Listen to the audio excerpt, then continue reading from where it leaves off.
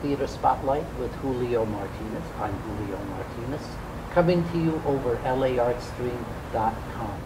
LAartstream is actually a very apt title for this kind of show because there's an unending flow of art flowing into this city, making it the entertainment capital of the world. And in terms of live theater, one of the great facilitators has been the Katselas Theatre Company, operating actually a two-theater complex, the Beverly Hills Playhouse in Beverly Hills, and the Skylight Theatre located right here in Hollywood. And we are here, surrounded by the entranceway to the Skylight Theatre. The Katselas Theatre has a mandate.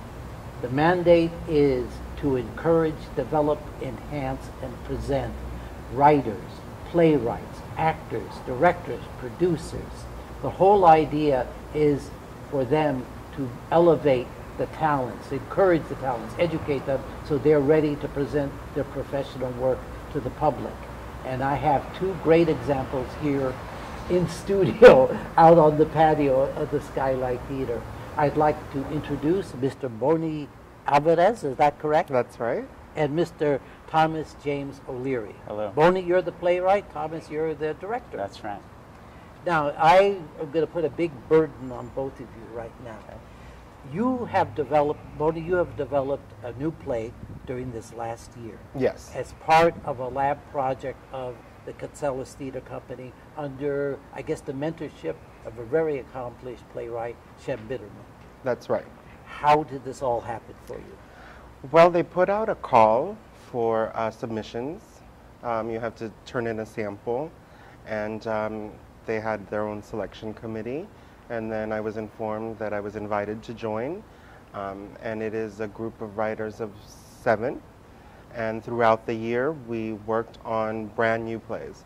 That was the mandate, that you could not come in with anything you had been previously working on. It had to be fresh, new. You pitched several ideas, and then you settled on one and wrote it throughout the year. So there are 7 playwrights who are right now presenting 7 works that never existed before. That's correct. And they all are cast. There's cast. You have a very large cast. Well, usually I've been seeing 2 and 3 people play. You have a whole stage full of people in this. And guiding them on stage is this gentleman, Thomas James O'Leary. How did you come into the project? I directed, they have, Katselas has another series called the Incubator series. They do a lot of readings of new plays, so I directed... Michael Kearns is involved. Yes, exactly. I directed Michael Kearns. He starred in the one that I directed. So that's how I came to know these wonderful people, and they thought that I'd be a good person to direct Boni's play. So I read his play, we met, and thought it'd be a good match, and it has. So have you been actually working on this the whole year? Or when did you come I came into it in June, once we knew they were ready to cast the plays, and we did a little bit of pre-production meetings, but early June I came into the process. And you often had a helicopter coming above. That's right. And so, in the process of developing the play, you presented your work. When did you first have what you considered a working script? Sometimes I don't think I still have a working script, but I'm pretty fast, so I had a draft, I'd say by April, and have been very diligent about revising and really digging in and seeing what else could come out of it. I read your play. I hadn't had a chance to see it yet, but I did read it, and it has certain cinematic aspects to it. Have you thought of this as a film? I have not, but several people have insinuated that it would make a good pilot or a good independent film. So that's something to consider. Now it centers on, it seems to be an upwardly mobile Filipino American family, because you have them located in Larchmont, which is not a, well, it's actually a fairly well-to-do community. So these people are looking upwards, and into their lives coming someone who's at the rock bottom of her existence. What is her name again? I forget. Sampaguita. Yeah, that's a fascinating name. It's actually the national flower of the Philippines. And she essentially disrupts this household. Yes. which was your tent all the time. How, who is she inspired by?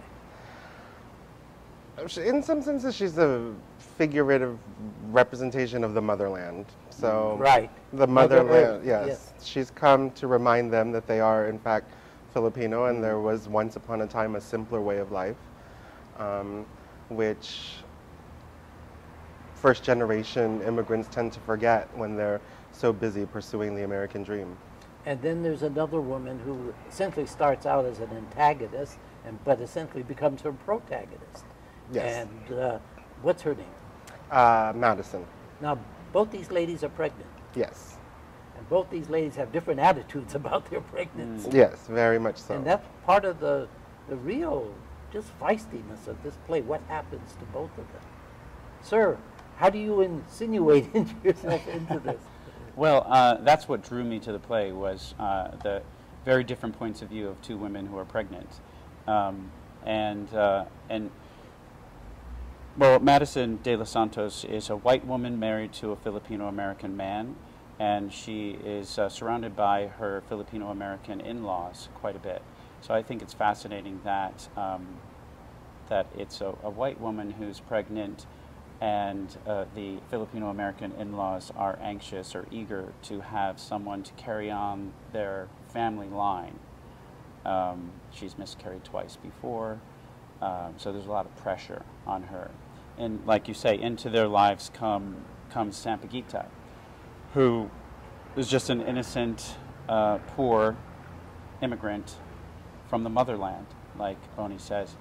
And she's filled, even though she doesn't have the materialistic things that the De Los Santos family has here in Larchmont Village, she's the one who has the joy and the hope of bringing a new child into the world. And part of the edginess of this is she's here under rather suspicious circumstances. Right. I don't know how much we want to get into the story of the play. I don't want to give the plot. Yeah. Casting a play like this, essentially you have 7 plays, all needing actors. How did you find yours? Because you have a fairly ample cast, and they all have to be ethnically correct to the role. Mm-hmm. I keep tabs on Filipino working actors. You raided East-West Players downtown, didn't you? Yes, borrowed some. And, I've worked with a lot of the Filipino community, so just putting calls out there to who's available and wants to come play. Did the play, usually when you have a brand new play, things change as soon as you have real people on stage saying the lines.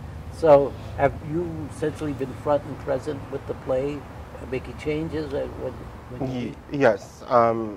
Gary and Shem have always said that it's about the development of this play, and Tom is very generous with my up-to-the-minute rewrites. We changed a lot of things quite dramatically, and I think we're finally at a good balance of what I was looking for and what works. Yeah, I just want to say that Boni is amazing at developing the play with the actors who we have cast. He actually wanted to wait to do, when we first met, he knew he wanted to do some rewrites, but specifically wanted to wait until we had our first read-through with the actors we cast. And he works beautifully, seeing what the actors are doing and then kind of spoon-feeding them lines based on what he's getting from them. And I think it's one of the reasons this play has developed into a quite powerful piece. Now, there's usually a time when the director and the actors think that maybe something should be changed, and it's really precious to you and you don't want to give it up. Has that happened? I'm not that married to my work. I write, and I'm willing to get rid of certain things. There are, I think there's one aspect of the play that I felt I really went to bat for, and I won, so all is good. How big is the cast? It's 10 people. 10 people on stage. Are you in the main theater?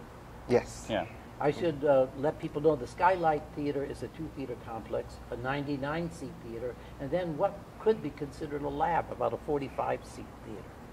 And there are productions right now going on in both, because right now all 7 plays of LabWorks 2002 from Katselas Theatre Company are in production.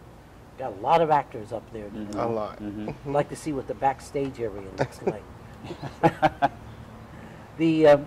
Have you directed here before, Thomas? I just did a staged reading in their incubator series of a new play by Tammy Turgrath in May, and that was my first time working with them. I think it's an amazing group of people. They have Gary, they have Michael Kearns, Tony Abitamarco, and Shem Bitterman, and they're all very bright people. Yes. And they're all about developing new plays. I mean, I've worked in a lot of theaters in New York City and in Los Angeles, and this is probably the best theater I've ever found for developing new plays. The work itself, now this is a lab situation, so ostensibly you're not up to be reviewed. You're not inviting critics come. But from what I've gathered from past Katselas Theatre lab productions, that is a distinct possibility for the future of having a specific production. Yes. They've been talking possibly January, February, the possibility of it being fully realized. Now you say you write and you write and you write. Mm-hmm. Is this your first play? No, Oh, it's good. not. How many have you written? I was in the USC MFA dramatic writing program, so I built quite a portfolio, and in the past few years I've been part of the Center Theater Group Writers Workshop and A through Z Productions You're Writers elected Workshop. for punishment. I am. It keeps me sane. Thomas, you're an actor, aren't you? Yeah. Yeah. Yeah, most of my involvement with theater has been as an actor. But my initial training was as a director. And Where then was that? At Trinity Rep Conservatory in Providence, Rhode Island. Yes. Many years ago. And I loved directing, but my ego wanted to be on stage, I think. So I went into acting, and it went well for quite a while. And now, my older years, I'm thinking it's time to get back to what I initially set out to do, and I love it. I love directing. And a lot of what I do is coach actors, because most of my experience has been as an actor, and I find that fun to help other actors, realize their performances. But this has been a great experience for me, both working with Boni and the actors. Yeah. In reading the play, Boni, I get the feeling that you have concerns about a culture disappearing and disappearing into this melting pot that keeps melting. Yes.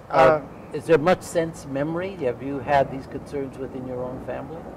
I draw from my family very greedily, and yes, I come 7 really intimate first cousins, and it's a little unspoken, but worry about family line. Is there much connection to your home country, well, the Philippines? Yes. When did your family come here? Are you the second generation? First, my mom moved here in the 60s, and my dad immigrated in the 70s. And you were born here? And I was born up in the San Francisco Bay Area. Have you been back to the Philippines? Yep, I was just there in June for my grandma's 90th birthday. Oh my goodness. Yeah, so lots and lots of family over there. Now this is rather interesting. One of my best friends, she's deceased now, was named Linda Dangsel. She's a Filipino, she lives in the Larchmont district, was born in San Francisco. Her father is from the Philippines, and she became a very noted singer, dancer, actress here in the community. And one of the great things her father was always lamenting was that the way Linda cooked food wasn't as good as the way his mother cooked food, and she was becoming way too Americanized just because she was married to a white man. And so these are concerns that I guess, I come from a Puerto Rican American family, and they had that same concerns. My mother couldn't stand the way my sister cooked. But isn't it inevitable? It is inevitable. I mean, if you're just looking at a simple dish like chicken adobo, it's very different from household to household and from mother to daughter to son. But it's always evolving. That's it, evolving, evolution. The play itself, I don't want to give the ending away. I would not consider this an overtly happy play. Are you pessimistic? No. Oh, good. I'm a very hopeful person. It's my homage to Chekhov in some senses, where they so are. the next one's going to be more like Neil Simon, you know, to sort of balance it out? Perhaps. I think, yeah, I don't think I'm pessimistic. I think I'm realistic. Yeah. Oh, good. Yeah. There is humor in the play. There's a lot of humor. I kept imagining how the lines would go. It'd be interesting. No, there's a lot of humor. There's a lot of joy. There's a lot of happiness. But then there's a bittersweet, aspect to it also. And I like what you just said. It's more like this is what really happens, rather than the fantasy of what would happen with this kind of a situation with this family. Yeah, and a lot of people do pick up on the homage to Chekhov, and the kitchen sink drama aspect of it as well. But everything you need to know about the Katselas Theatre complex, their plans, their mandate, their future, you can get by going on to katselastheatre.com. That's KATSELASTHEATRE.com. But we'll be giving this as a roll-on before the end of the show anyway. Are you working on something else? Yes. I am working on a 10-minute play that will be going up after this closes with Chalk Rep Theater. They do site-specific work, so this is going to be at the La Brea Tar Pits Museum. Oh, really? When is this? September 15th and 16th, I believe. And you, sir, what are you working I'm about to direct another new play, a workshop of another new play for the Celebration Theater. Oh, you both spread yourselves around. Yeah. It's good to keep working, yeah. And then hopefully we'll come back to this in a few months. What, when they started this whole project and you were one of the 7 playwrights selected a year ago, did they give any indication that the whole idea was that this could possibly be a process that would develop a full production? No, it kind of took me by storm. We knew there would be something like a presentation or readings or whatnot, but certainly not anything of this magnitude. So it's a pleasant surprise, and it really makes you put your foot on the pedal. When I was reading the play, I kept imagining all these locations. That's why I had a kind of screenplay feel to it. But in the actual realization of the play, what is it set only in the kitchen? The kitchen and the patio that's just off the kitchen. So there's a nice indoor-outdoor feel to it. Most of it is inside in the kitchen. But it's nice that even on stage, we get to have a glass door, sliding glass door that goes out to the patio so people can have private conversations on the patio, talking, and someone described those scenes as like the Greek chorus who's telling the truth about what's going on, whereas inside in the kitchen where most people are gathered, everyone's afraid to tell the truth. Now, don't you share the stage with a few other plays? Yes. Yeah. How does that work? There's a very fast turnaround. It's amazing. You'd be shocked to see what they do. We have a pretty substantial set, even though this is part of a new play festival. Our play has the most substantial set, and they strike the entire thing within a half hour and set up the next set in a half hour. It's a very quick. Today there's a play at 1 o'clock, then our play goes up at 4 o'clock, and there's another play at 8 o'clock. This is on the main stage, right? On the main stage. And then simultaneously, there's works going on in the smaller theater. Yeah, 3 shows today, I think, in the smaller theater as well. So that a theater goer really interested in seeing the whole festival, it's laid out that you could see it all in one weekend. Yeah, you can see everything in one weekend. Yeah. If you Each, if you were so yeah, ambitious. if you're up to that. Each play has 2 performances per weekend. So yeah. And you began September 1st, I think is when the festival started. No, August 10th. August 10th. August 10th, so Right, it's been right. going on a while. Yeah, this is our 3rd weekend. And how much longer do you have? And we go until September 9th. A few of the other plays go until the following weekend. And this is probably something they'll start again next year with a whole new set of plays. They've already started. The new lab has started, yes. The new lab works has started. They have new playwrights in the new lab works already. Just so if anyone is interested in becoming part of this, how did you originally get involved? Did they recruit you? No, I just saw a posting Oh, that's right. You for just saw a posting. submissions, and I sent it in. Yeah. I was talking to Gary, the head of all of this. He had stated that one of the things they wanted to make sure is that none of the 7 works are works that had been started before the lab started. So you could only send in samples of work, and based upon their judgment of your samples, they said, okay, you are recruited now to create a brand new play.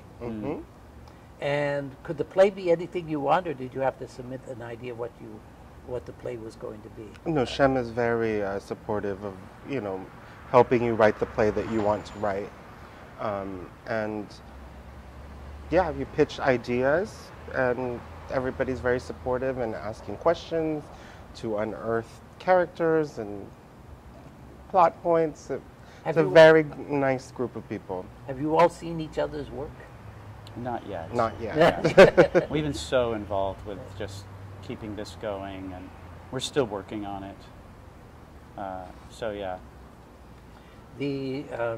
And once this is over, you're just flowing rather naturally into another situation. That's Yes. Did you do your undergraduate work at USC as well? No, I went to Oberlin College in Ohio for 2 years. I know that place. And then I transferred to Sarah Lawrence in New York Wow. to finish up.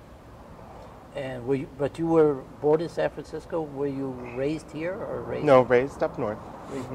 And how did you get involved in actually putting word to paper? I was kind of forced in undergrad to take a playwriting class, and my professor said, you really should consider writing. And I said, no, I have no intention of writing. I am an actor. You're an actor. And that's what I will be. And then I went to graduate school for acting. I got an MFA. And a friend of mine was randomly applying to the Juilliard writing program. And I said, oh, I'm going to apply too. So I slopped together a one-man show and a one-act. And he said, did you get your rejection letter? And I said, no, I haven't. So I called Juilliard, and they said, oh, no, you're one of our 12 finalists. And that's when the light bulb went off that maybe I did have a future in writing. You know, I would have loved to go to Sarah Lawrence, but when I was going to college, there were only women there. Yeah. Lucky boy. Me too. So I take it the encouragement you got from these rather prestigious institutes of learning and set you on this path. What made you come to Los Angeles? USC. I had no intention of ever moving to LA. Oh, wow. I was one of those people, but happily surprised by the wonderful theater community. Have you thought about moving up to the industry that maybe pays a bit better than live theater, like television and film? Yes, absolutely, of course. Be practical. Yes. Have you written a screenplay yet? I've written several, Oh, and a couple pilots, so... All starring you? No. I've let go of that. You don't want no acting? You're a great character type. Yes. I thought so once You upon a could fly time. jet planes. Maybe one day, but right now I'm quite content writing. It's called KTC, or which stands for Katselas Theatre Company, PlayLab, right? Yes. And this is Lab Works 2012. And the name of the guy who actually runs this whole place is Gary Grossman. You see, I had to say his name because he was worried I was going to name somebody else named Gary who runs a different theater. And the Katselas Theatre Company has been around for about 40 years, originally created by Milton Katselas, who's probably one of this country's most acclaimed directors. And he started the workshops at the Beverly Hills Playhouse, which has sort of been like an unending flow of professional talent out into the community. Many years ago, I knew he had this complex. Many years ago, I saw Milton Katselas' production of Romeo and Juliet. And aside from the fact that all the actors were brilliant, they also looked like they were members of the Olympic gymnastics team. They bounced around the stage. So it was one of the more memorable works, and that's how I met Milton Katselas. And he had told me at the time, I tell my students, I tell the playwrights that come here, you're not here to study. You're here to become the professionals that can actually go out and make a living at this, or else why do it? And I think Gary Grossman and the staff here has kept that mandate going. Yes. The whole idea is you're out on that stage so that you can go out into the world and work. And that's a great mandate to have. It is. Are we about to wrap up, or do I have more to say here? So one of the problems about not having cue cards is I talk to very interesting people, and I could talk to you for about 4 more minutes. Thomas, what are some of the projects you've been working on? Well, as an actor, I did a lot of theater in New York, and I moved out here to do TV and film about 7 years ago, and then a few years ago discovered the theater community here, like you were saying, and fell in love with theater here. Because I'm really a theater person at heart, you know. And you're not against doing television? No, I'm not against it at all. Not against it at all. But yeah, I did a wonderful production of Take Me Out about 2 years ago at the Celebration Theater. I saw you. Oh, okay. Gosh, Yeah. That's where I knew That's you a from. great play. It was a great production, and I got to play a wonderful role that I'd always wanted to play. So that was a lot of fun. And after that, I just started exploring more of the theater in town, and then decided I wanted to start directing. And it's funny because the beginning of this year I set out, it was my New Year's resolution, it's like I want to direct, and this is the 4th play I've directed now this year, and I have a 5th coming up. So I guess that was meant to be, you know. Are you saying, sir, that we cannot drag you on stage to act? Oh, no, yes, I'm more than willing, but good. it's not where I'm going to put all my energies into. No, well, you seem to spend a lot of time doing pen to paper, so Yes. that is good. And tell us again what your upcoming projects are. I have a 10-minute piece going up at Chalk Rep. That's here in town, Los Santos, Yes, right? it's site-specific work at the La Brea Tar Pits Museum. And I have a flash play coming up with Playwrights Does that mean Arena. in the nude? Like a flash mob, Oh, sometimes with nudity, but I don't foresee any in this piece. Oh, okay. And but- where is this going to be? You'd have to go onto flashtheatrela.com Oh, online. to follow, yes. Yeah. This is good. Thank you guys very much for joining me here. Thank you. Thank you. And you have been listening to Theater Spotlight with Julio Martinez, coming to you over LAartstream.com. This is an ongoing focus on live theater in Los Santos, the greatest producer of theater in the world. And we hope you stay tuned. We hope you follow us. Go to LAartstream.com. There are other subject-focused segments that really are entertainment and enlightening, and that's what we're here for.